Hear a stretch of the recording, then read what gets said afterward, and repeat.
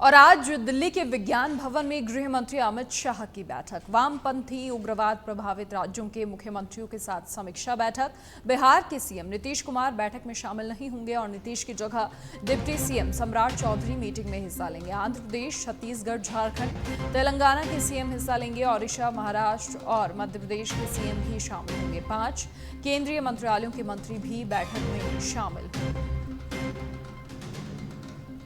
गृह मंत्री अमित शाह समीक्षा बैठक करेंगे।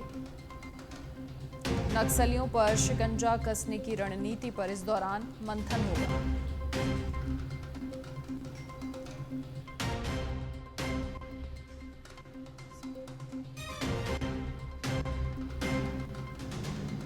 और चलिए अधिक जानकारी के लिए हमारे political editor Rajiv Tiwari live फिलहाल हमारे साथ जुड़ गए हैं। राजीव, क्या कुछ पूरी जानकारी? गृह मंत्री अमित शाह बैठक लेने वाले हैं, कैसे नक्सलवाद को बैकफुट पर लाया जाए, एक बड़ा मुद्दा कहीं ना कहीं है और इसी के चलते उन तमाम राज्यों के मुख्यमंत्रियों के साथ भी बैठक होने वाली है, क्या जानकारी?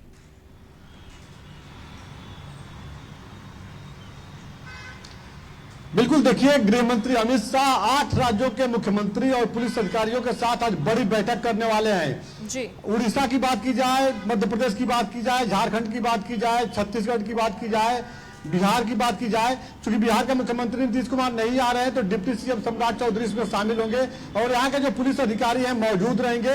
जो नक्सल प्रभावित राज्य है वहां से नक्सलवाद कैसे खत्म किया जाए इसको लेकर के चर्चा की जाएगी।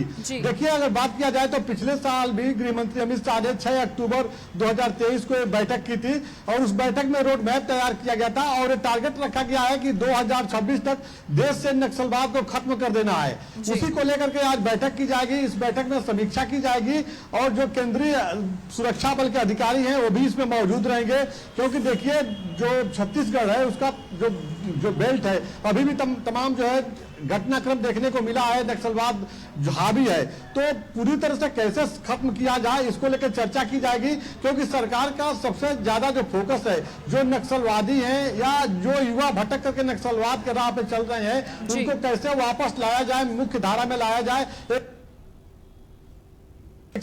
गुजार सके, उनके जो बच्चे हैं वो शिक्षित हो सके, सही तरीके से उनका आने वाला भविष्य सुधर सके। इसको लेकर प्रधानमंत्री नरेंद्र मोदी लगातार फोकस बनाए हुए हैं और यही वजह है कि टारगेट रखा गया है 2026 तक जिन जगहों पे जहां पे नक्सलवादी जो क्षेत्र है, जहां पे नक्सलवाद हावी है, वहां पे कैसे सड़क दिया जाए, वहां पे रहने की व्यवस्था की जाए, उनको शिक्षित किया जाए, जो मूलभूत आवश्यकताएं हैं उनको पूरा किया जाए जिससे वो मुख्य धारा में लौट सके।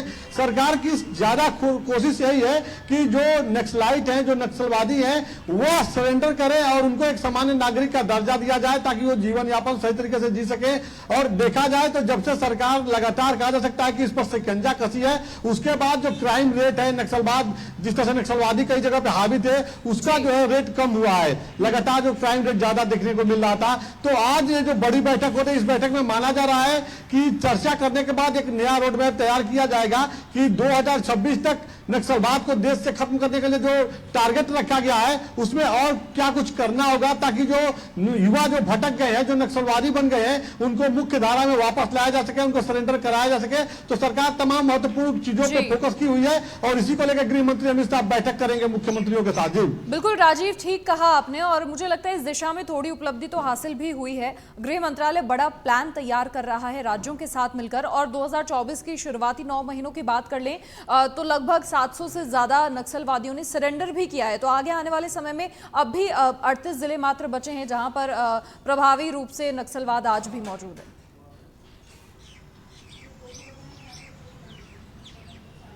बिल्कुल, आपने सही कहा। अगर देखा जाए तो सरकार का सबसे अधिक फोकस यही है कि जो नक्सलवादी हैं, जो युवा भटक करके नक्सलवाद की राह पे चल रहे हैं, उनको कैसे मुख्य धारा से जोड़ा जाए। तो जो सरेंडर करने वाली बात है तो सरकार लगातार पुलिस अधिकारियों के साथ मिलकर के लगातार ये प्लान कर रही है जी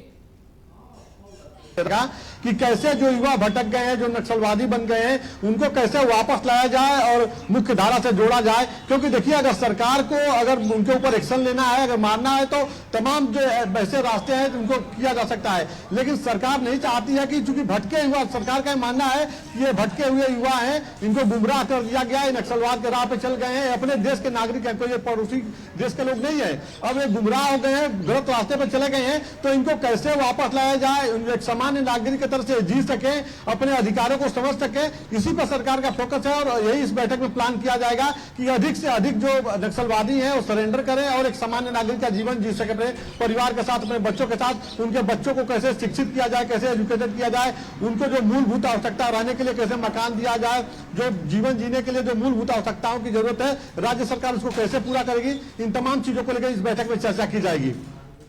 चलिए राजीव, आप बने रहिए।